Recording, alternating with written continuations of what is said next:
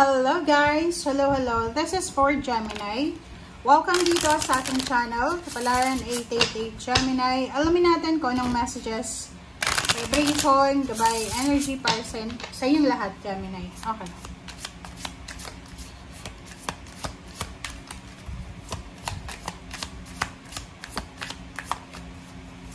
Gemini.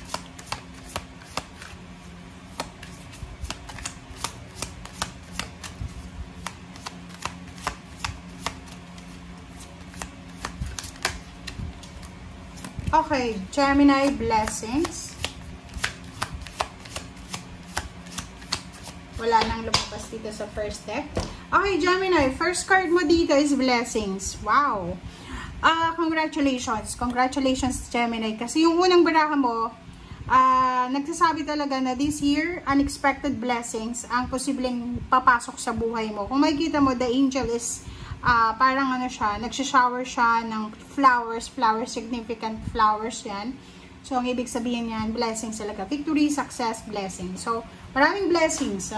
Recognition, awards, new job, new house, new career, travel, new baby, if you're a woman. Or kung lalaki ka man, may wedding, or kung halimbawa na plano mong pumunta ng ibang bansa, nakikita natin dito yung possibility na pwedeng makapunta ka sa Europa, sa Amerika, sa Canada, or sa kung saan man na snowy na bansa. Pwedeng sa Japan, Korea, or kung saan man na bansa na prospect mo. Okay. Field mouse. Wow. Diba? Success. Blessing and success. Congratulations, Gemini. Field mouse. Kung makikita mo dito, etong mouse na yan, or I mean, etong parang wheat siya eh, diba? Wheat siya, wheat grass, ay hindi grass to eh. Wheat, plants talaga siya. Sa Europa to. Sinasabi ng Europa or sa Canada, basta yung may mga wheat sa mga field, diba? Parang sinasabi dito, magtiwala ka, believe in yourself, and dare to dream big, diba? So, resonated siya sa first card mo, Gemini, na sinasabi na, especially if you are hardworking Gemini, doon sa mga Gemini na gusto mong mag-for good sa ibang bansa, halimbawa, isa kang seaman, and medyo may edad ka na, nakapag-ipon ka na, or gusto mong mag-extend ng iyong ng life mo, diba? Like, gusto mo ng new career, new change of work, parang gusto mong mag-migrate sa Canada, America, sinasabi ng baraha dito, huwag kang matatakot. Kasi minsan, di ba, masyado tayong natatakot sa kung ano yung mangyari. But in your case, sinasabi, the universe, the angels, your guides, the heaven, will pour blessings, success. So, kailangan mong magtiwala sa sarili mo. You need to believe in yourself and dream big. Okay? Wow, sobrang ganda na ito, Gemini. Okay, so let's check. This is the last deck.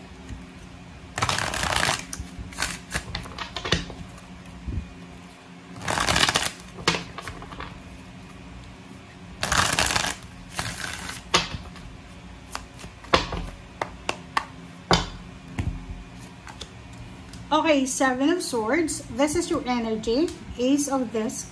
Wow. The Lovers. Queen of Cups.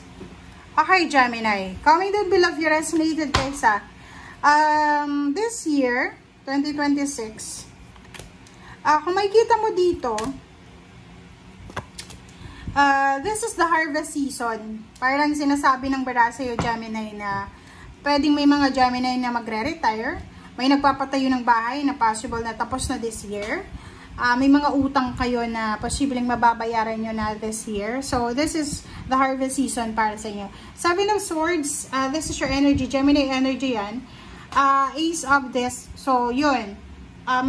Maging careful din tayo. Okay? Be careful, Gemini. Kasi, possible na maraming job offers, money, business offers, or yun na nga, mga possibilities ng investment na kailangan mong i-double check. Okay? Huwag tayong masyadong magpapaniwala sa, like, rampant ngayon yung mga scam eh. Pyramid scam or yung lahat ng scam ngayon.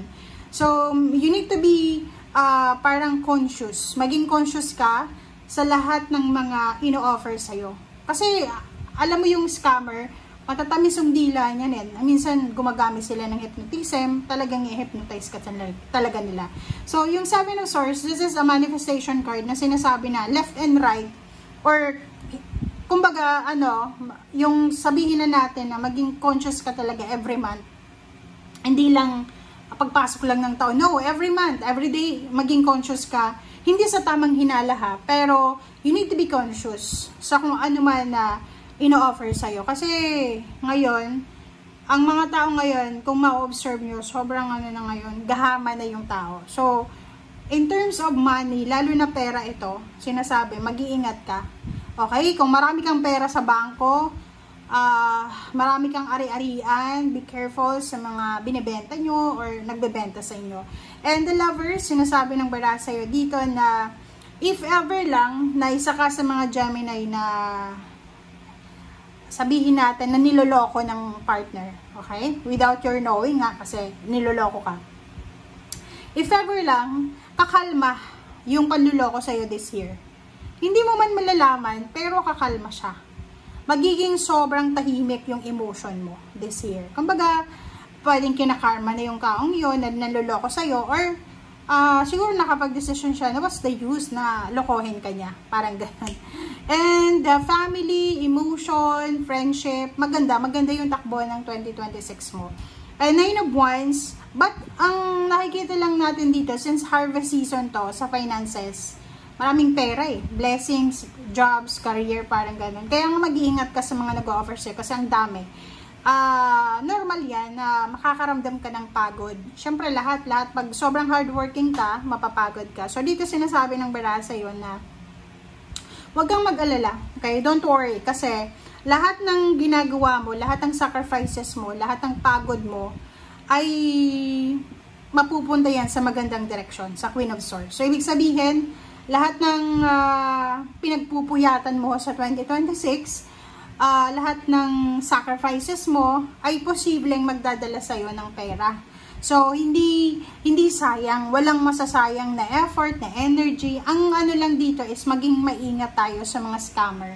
Sa mga scammer, ano bang tawag doon? Sa mga taong talagang pagpaplanuhan ka nila. Kaya nga, if ever na nagbebenta ka ng bahay, like gusto mong migrate sa ibang bansa, so binibenta mo yung bahay mo sa Pilipinas or the other way around, may bahay ka sa ibang bansa, gusto mo nang mag-for good sa Philippines, careful ka sa mga pinagkakatiwalaan mo. Make sure na yung, alam real estate talaga, realtor talaga yung kausap mo, hindi kung sino-sino lang, professional, okay?